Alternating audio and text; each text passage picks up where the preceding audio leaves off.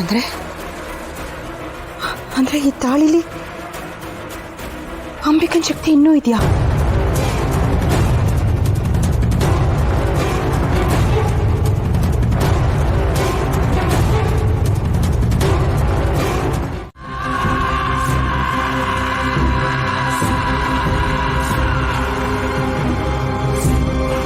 ಹೇಗ್ ಸಾಧ್ಯ?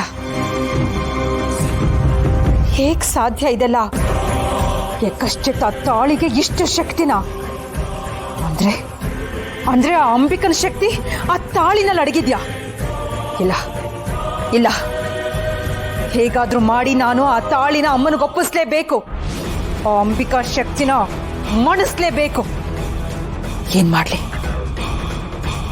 ಮಾಡ್ಲಿ ನಾನೀಗ? ಇದಕ್ಕೆಲ್ಲ ನಾನು ಉತ್ತರ ಹುಡುಕ್ಲೇಬೇಕು.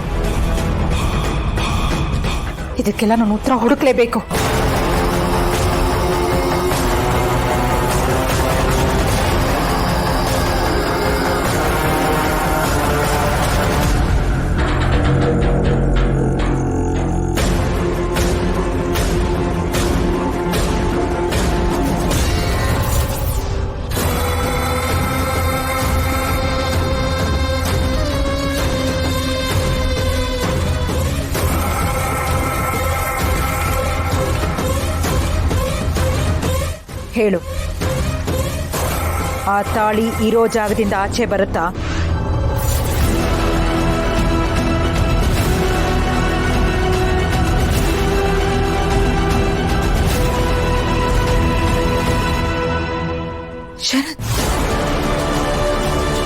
ಶರತ್ ಆ ತಾಳಿ ತೆಗಿತಾನ? ಇಲ್ಲ ಇಲ್ಲ, ಶರತ್ ದುರ್ಗಾ ಮರು ಮದ್ವೆ ಆಗ್ಬಾರ್ದು ಅಂತ ಅಮ್ಮ ಹೇಳಿದ್ದಾರೆ.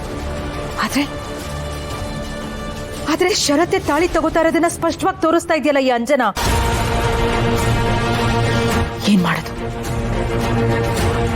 ಏನ್ ಮಾಡೋದು ಇವಾಗ?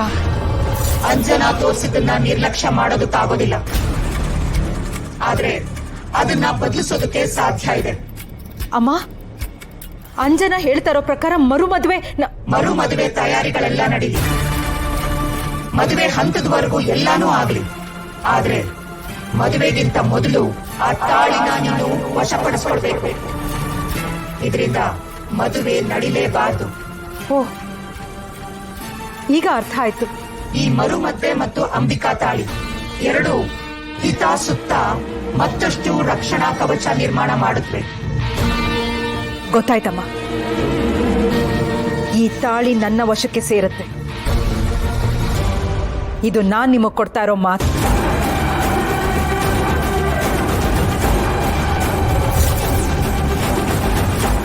ಇನ್ನು 3 ದಿವಸದಲ್ಲಿ ಶಾಸ್ತ್ರೋಕ್ತವಾಗಿ ನಮ್ಮ ಶರತ್ ಹಾಗೂ ದುರ್ಗಾಗೆ ಮರು ಮದುವೆ ಮಾಡಬೇಕು ಅಂತ ನಾವು ನಿರ್ಧಾರ ಮಾಡಿದ್ವಿ.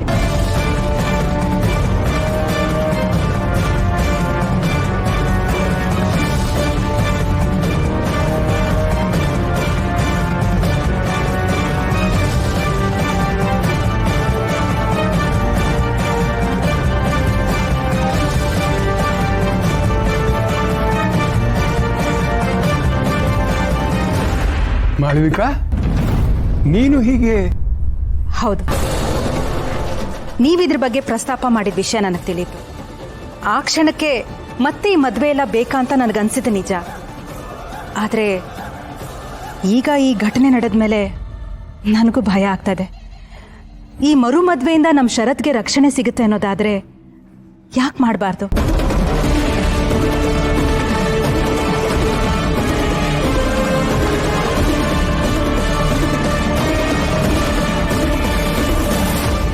That's really great.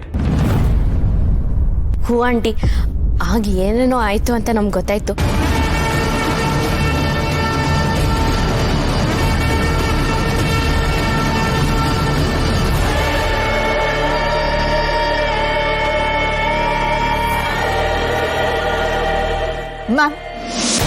ಮಾಯಾ, ಇದು ನಮ್ಮ ಶರತ್ ಹಾಗೂ ದುರ್ಗಾ ಮದ್ವೆ ವಿಷಯ.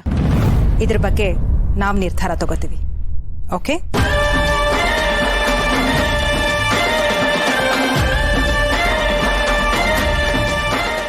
ಅಮ್ಮ, ಹಿತ ನನ್ನ ಪ್ರಿಯಾರಿಟಿ. ಅವಳ ಖುಷಿ ನನಗೆ ಮುಖ್ಯ. ಇದಕ್ಕೆಲ್ಲ ಅವಳಾಗವಳೆ ಒಪ್ಪೋದಾದ್ರೆ ಮಾತ್ರ ಈ ಮರ್ಮದ್ವೆ ಇಲ್ಲ ಇಲ್ಲ ಅಂದ್ರೆ ಇದಕ್ಕೆ ನಮ್ಮಿಬ್ರು ಒಪ್ಪಿಗೆನೂ ಇಲ್ಲ. ಇದೇ ನನ್ನ ನಿರ್ಧಾರ.